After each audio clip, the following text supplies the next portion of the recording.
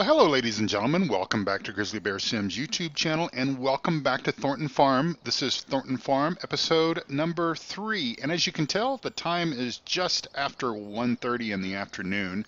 And Mr. Thornton called me up to the pub for lunch and just to kind of catch up and kind of see how we've been progressing in this early summer time frame. And so he basically told me about something that he wants us to do. Basically, he wants me to do it because of the circumstances and everything. And so I am gladly going to follow his instructions as I always do.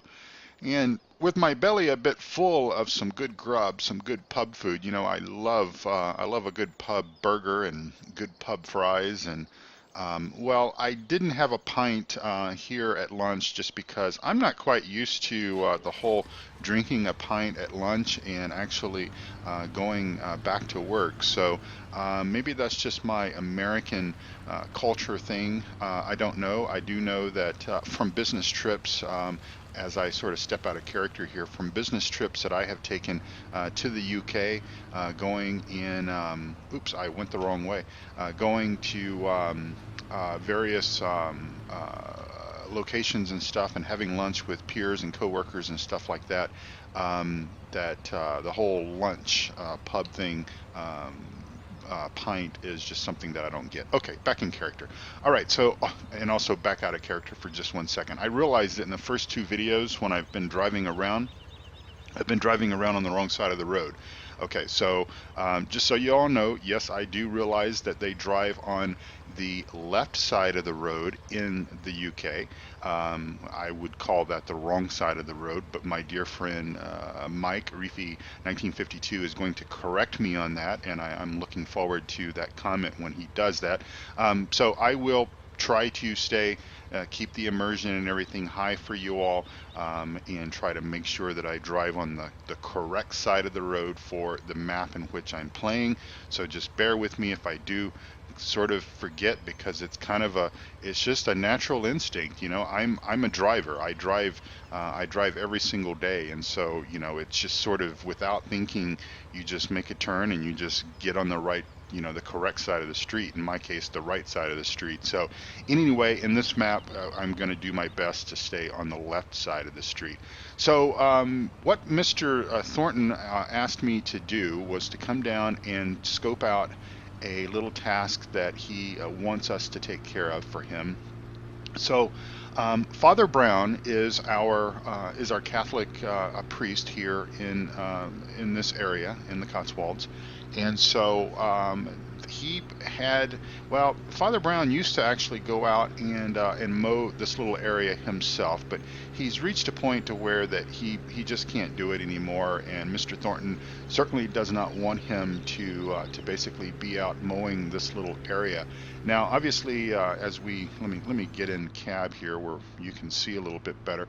Father Brown basically holds his mass and everything down here in the little small Catholic church right here.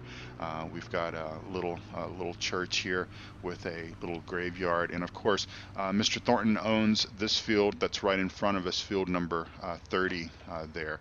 So Father Brown again used to cut this little area himself, but has since reached kind of a point to where that he just can't do it anymore, and Mr. Thornton certainly does not want him out here mowing this area. So the little area that I'm talking about here is just this little pasture right here. It's kind of the Father Brown lives up in the house just right up there. He's got a small one-room kind of situation there. And so this is kind of as we sort of hop the fence here, I think it'll be okay with the Padre. We're going to come over here, and this is kind of a reflection area, and Father Brown likes to come out here, and he likes to walk down this sidewalk, and he comes out here and he sits in the shade on good weather days and sort of reflects and prepares his sermons and everything for mass. And so what we're going to do is not today, not right now, not this episode. I see a gold nugget over there. Father Brown, might want to put that in your collection plate, sir.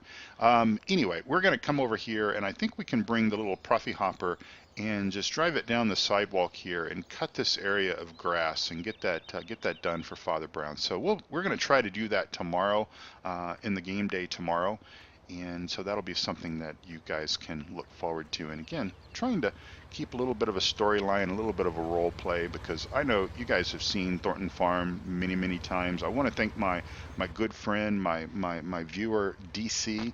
DC left a comment in the previous episode, or maybe in episode number 1 it was, talking about the fact that, you know, he had seen quite a few Thornton Farms and was a little leery as to what I could do to kind of make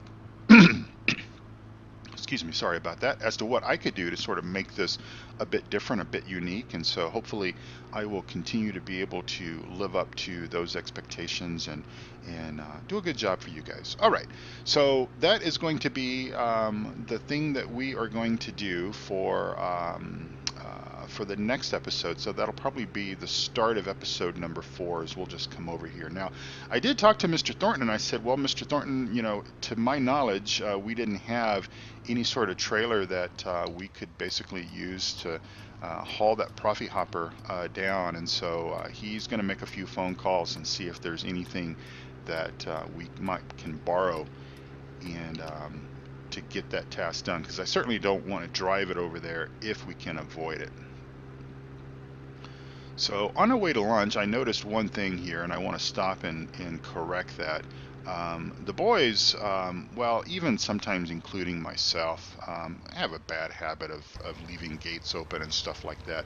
Mr. Thornton he doesn't mind us, he actually doesn't mind if we leave the gates on the smaller roads open.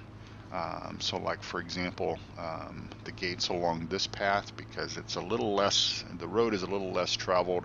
However, along the open highway there, he likes for us to keep those roads or those gates closed and locked, and that's just to kind of help prevent unwanted folks from entering his fields, maybe try to avoid someone from, you know, being kind of crazy and going out there and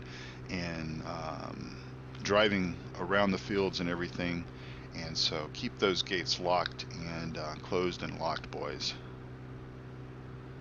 All right, so for our task today, we are going to do some mowing. I think that's what I had told you all that I had planned to do. And that is, of course, on tap for today. Oops, wrong turn. I have done that more than once, turning into the little apartments there. And then I need to tell you about Smithy. Smithy is in a little bit of trouble with his wife, I've got to tell you. And as a matter of fact, Smithy asked me if he needed to, if he could actually come down and stay in one of those small apartments. And I'm like, okay, Smithy, what did you do? All right, so I'll tell you that story here in just a moment. We did make one, I did make one change, one small change with equipment. And so the money may sort of be reflective of that. Hang on just one second. What is going on here? Let me...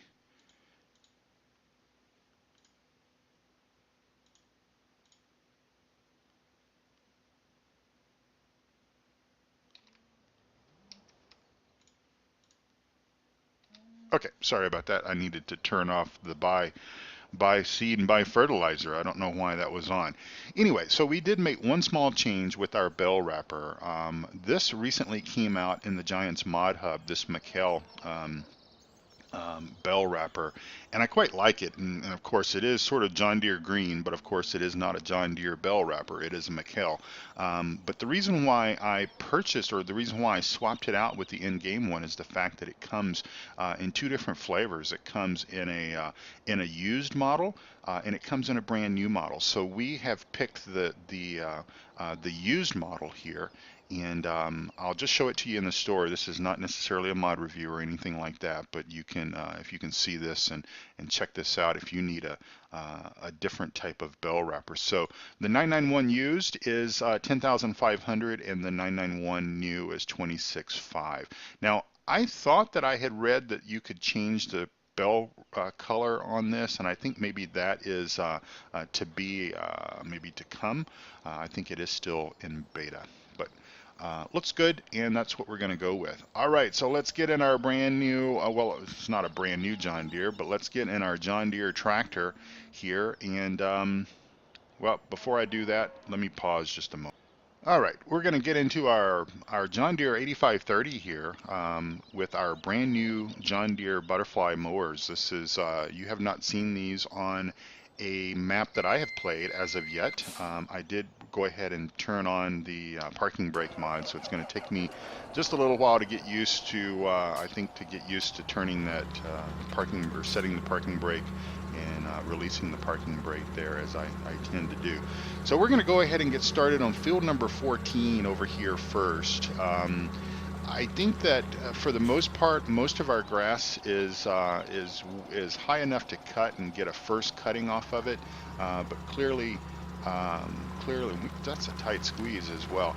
But clearly, you know, we're hoping that we get more cuttings of our grass and everything. But we're going to go ahead and cut this field first, because this pasture kind of leads down to other pastures, 17 and 18, which are relatively small, but still we get some pretty good grass off of that, according to Mr. Thornton. And so we like to go ahead and cut this field first. That way we're not trampling over the grass as we bring the bells or whatever it is back to the main farm. So we'll go ahead and unfold our mower here and get this guy going.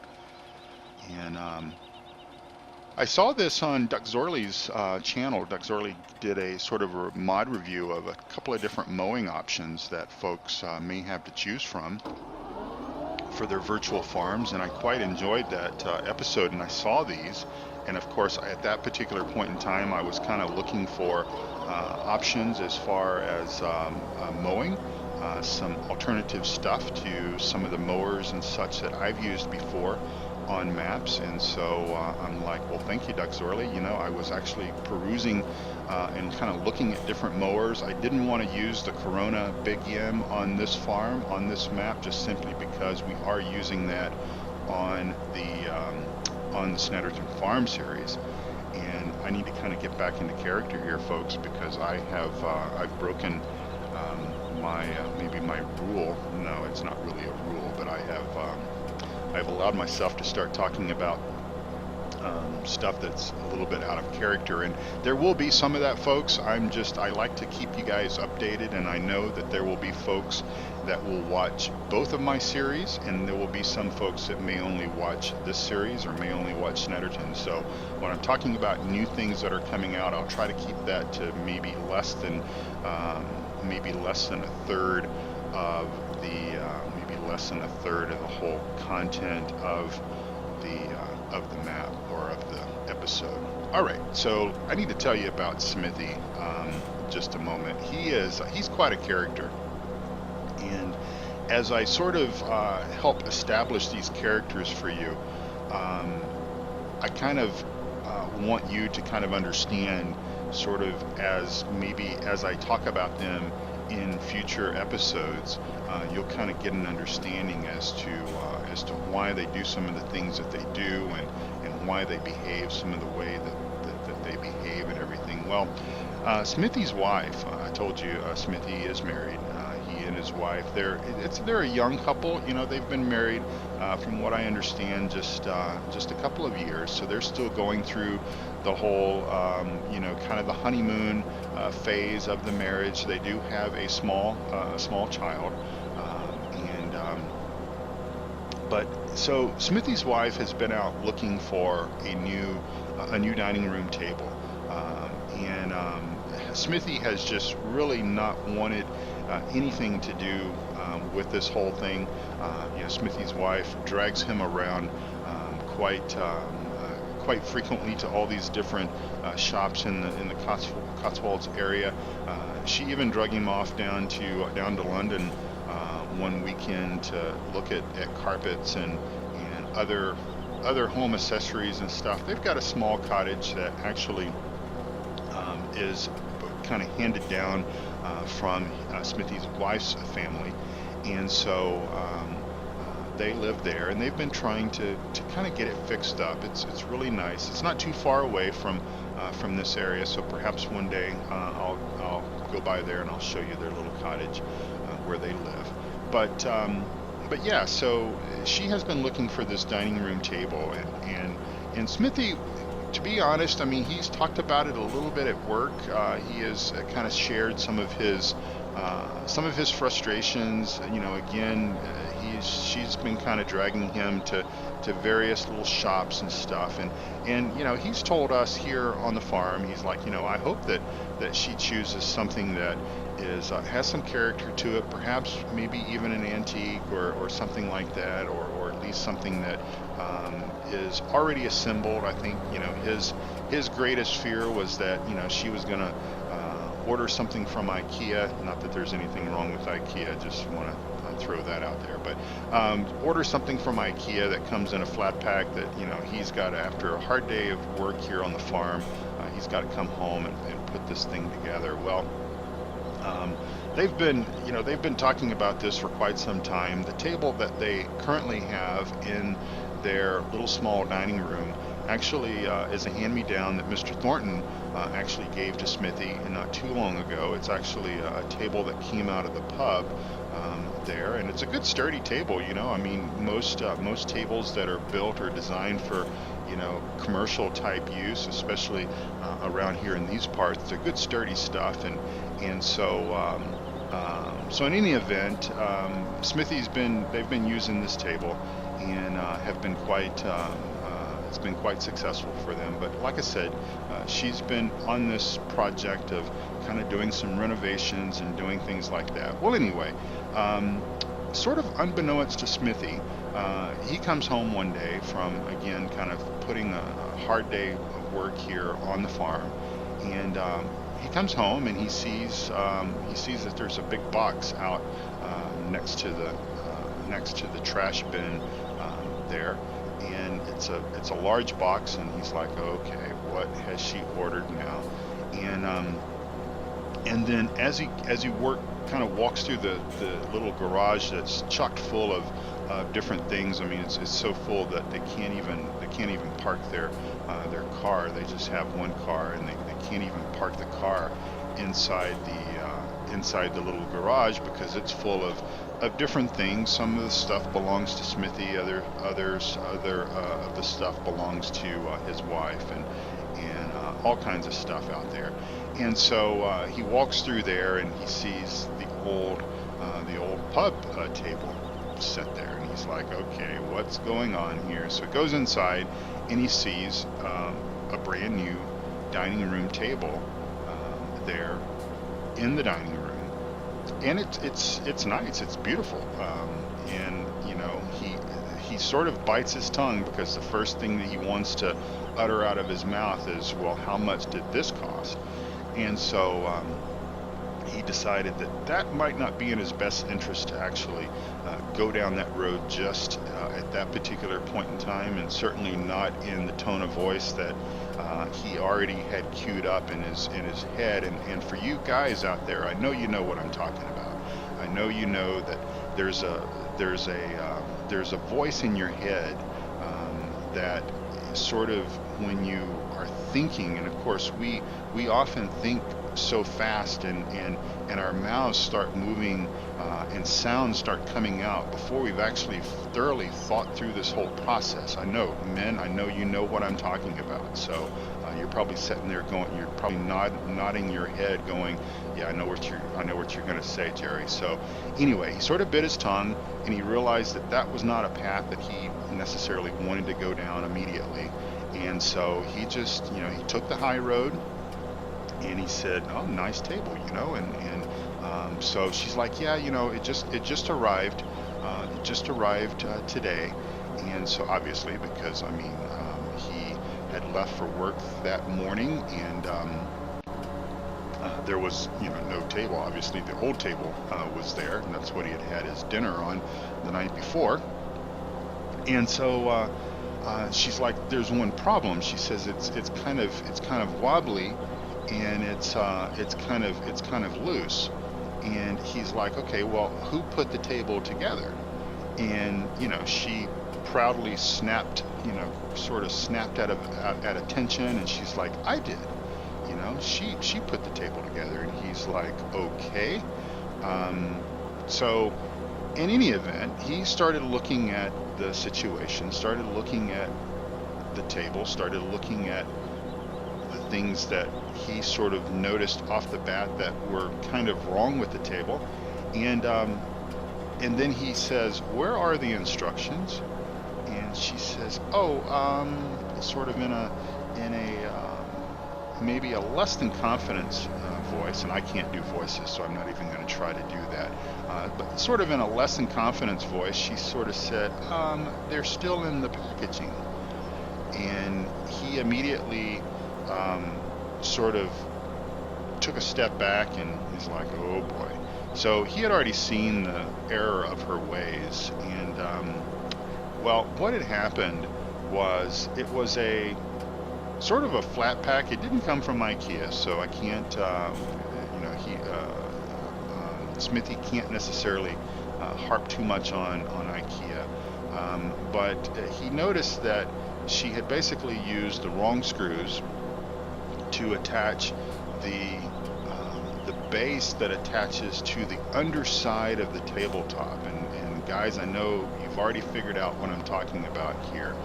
She basically used the wrong screws, and the screws came up through the top of the table.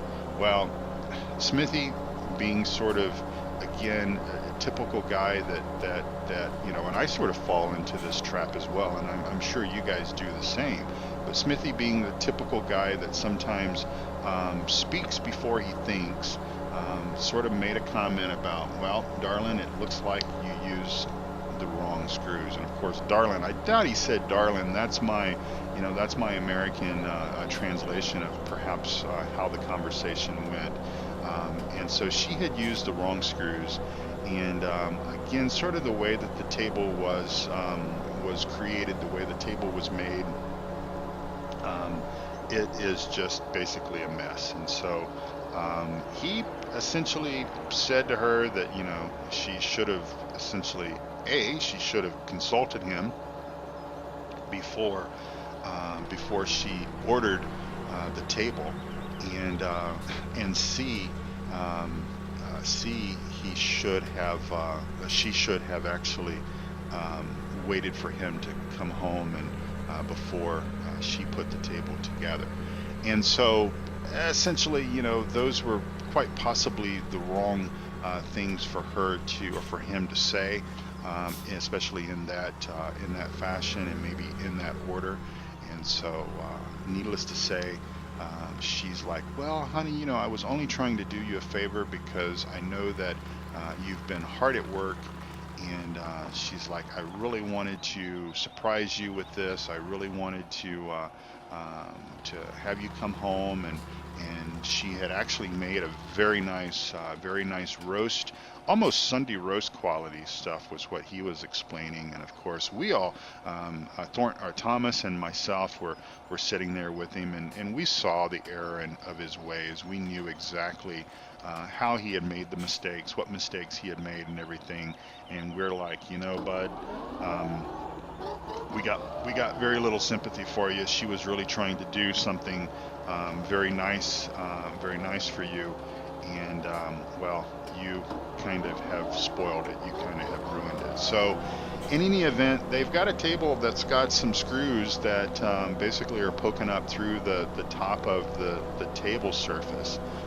He's not real clear as to what or how he can address this, and of course, unfortunately, it's not a solid wood table. So I had suggested to him, well, if it's a solid wood table, basically, yeah, it may look, you may see a blemish or something, but you could probably maybe lightly sand it and fill those screw holes. Obviously, after you back the screws out, fill those screw holes up, and by possibly put in some wood putty and maybe sand it and stain it. Find a stain that's fairly close to the original color and sort of stain that. And I don't know if he is. Yeah, I don't know what's really going to happen with that situation. But he, right as of right now, he is not sure. And of course, this happened. This happened actually yesterday. So he is here on the farm working today. No black eyes or anything like that. She didn't hit him, although I possibly could understand why she might. So in any event, I'll keep you posted on that story, and we'll see how they work through that and how they work around that bit of a challenge. But yeah, I think when our ladies try to do something good for us and maybe it doesn't turn out all the best, we still need to kind of maybe keep our mouths shut and do the right thing, and at least show some appreciation in what they've done. And by the way, folks, no, that is not a true story. That's nothing that happened here in my world or anything like that. My wife is in the market for a table, but she certainly would not. She would not attempt to put it together simply because she's still not feeling 100% there. So anyway, all right. So we've got a couple of grass fields here. And we are going to head back to the main farm because, well, basically, this episode is pretty much done. And so let me just switch over to this other mower here, and we'll fold this guy up and get him shut off. And again, like I said, we'll head up to the main farm and go ahead and end this episode out for you all. That way you can get on with the rest of your day and do the things that you need to do. Off camera, will probably go ahead and tether this and probably get this ready to bell for the next episode. We're gonna obviously have a lot of grass to cut on this map because obviously we are going to be needing hay for some of those weird textures that I was seeing before. But we're gonna obviously need to learn how to drive, and we're gonna need some extra power there, I think, to get out of this mud. The mud is pretty deep on this map. We've got the mud stuff is configured on Thornton Farm, but it doesn't appear to be as deep as the mud on this map. And so yeah, this is going to be a little bit of a challenge, I think, because it kind of creates a little bit of a obstacle in getting through this gate and getting through this gate straight. So anyway, I'm going to have to get on the phone here and call Thomas probably to come over and bring another tractor and help get us unstuck from this mud pit here. And so I will do that, and then off camera, like I said, I think I will go ahead and tether those two fields, and I may go ahead and rake it. That way we can come together for the next episode and go ahead and bale that and get that get the hay bale, get the hay production going. All right, folks, well, thank you so much for watching. This again is episode number 3 of Thornton Farm in our role play series. Thank you all so much for watching. Please take good care of yourselves and take good care of each other. God bless you all. Take care. Bye-bye.